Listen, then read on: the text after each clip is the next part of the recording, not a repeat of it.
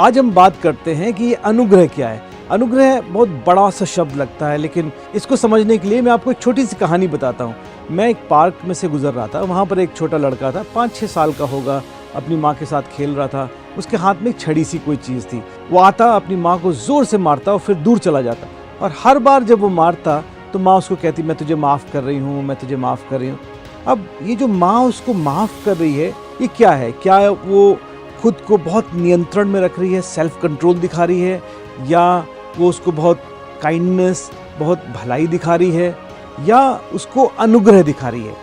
अगर हम तीनों में फ़र्क समझना चाहेंगे तो हम अनुग्रह को समझ पाएंगे। परमेश्वर का वचन प्रेरितों 15:11 में कहता है, हाँ, हमारा ये तो निश्चय है कि जिस प्रकार से वे प्रभु यीशु के अनुग्रह से उद्धार पाएंगे, उसी प्रकार से हम भी पाएंगे। तो मैं आपको उस छोटे बच्चे की कहानी बता रहा था। कई बार हम भी उस छोटे बच्चे के समान हैं। ना सिर्फ हमें क्षमा चाहिए, लेकिन हमें एक ताकत चाहिए कि हमारे जीवन को, हमारे व्यवहार को बदल दे।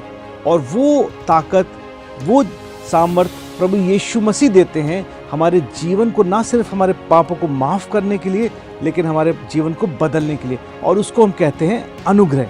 ये जो परमेश्वर का अनुग्रह है, ये वो है जिसमें हम परमेश्वर के प्रेम को पाते हैं और हम दूसरे लोगों से प्रेम कर पाते हैं। परमेश्वर का अनुग्रह एक तरीके से वो ताकत है जो हमसे वो काम करवाती है जो हम अपनी ताकत से नहीं कर सकते। जैसे हम पाप को ना करने लगते हैं, परमेश्वर को हाँ करने लगते हैं, उसको अपने जीवन में काम करने देते हैं। अब जैसे परमेश्वर ने एक आज्ञा दी, जिसको हम बोलते हैं सबसे बड़ी आज्ञा, वो क्या है? कि परमेश्वर से अपने संपूर्ण मन, संपूर्ण प्राण, संपूर्ण सामर्थ्य से, तन मन धन सबसे परमेश्वर से प्रेम करो। अब वो हम कैसे कर सकते हैं?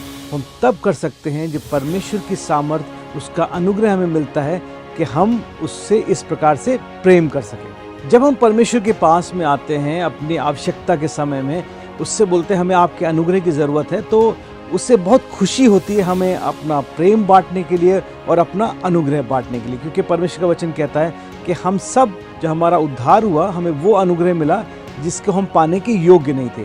तो अगर आप परमेश्वर के पास जाएंगे, एक छोटी सी 10 सेकंड की भी प्रार्थना करेंगे, परमेश्वर मुझे आपका अनुग्रह चाहिए, तो उसी समय परमेश्वर आपकी आएगा मदद करने के लिए। तो अगर वास्तव में आप चाहते हैं आपका जीवन बदल जाए, तो प्रभु यीशु मसीह के पास जाएं और बोलें, मुझे आपके अनुग्रह की ज़रूरत है। और जब आप वो अनुग्रह पाएंगे तो आपके जीवन में उसका प्रेम, उसकी सामर्थ्य काम करने लगेगी। तो आइए आज आप इस निश्चय को करिए कि आप अनुग्रह से भरा हुआ जीवन बिताएंगे और परमेश्वर आपको इसमें मदद करेगा। परमेश्वर आपको आशीष दे।